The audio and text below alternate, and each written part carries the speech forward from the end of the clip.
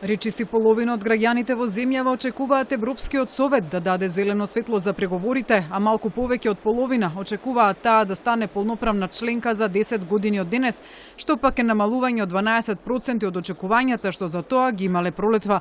Ова го покажа новата анкета на Евротинг спроведена од 27 септември до 14 октомври на репрезентативен примерок од 1000 испитаници од страна на М-Проспект. Она што не претрпело промена е високата поддршка на граѓаните за членство во Унијата. Утре да има референдум, 65,9% би гласале за. Ваква промена на очекувањата според Лјупшо Петковски е и добро, бидејќи големите очекувања водат кон големи разочарувања.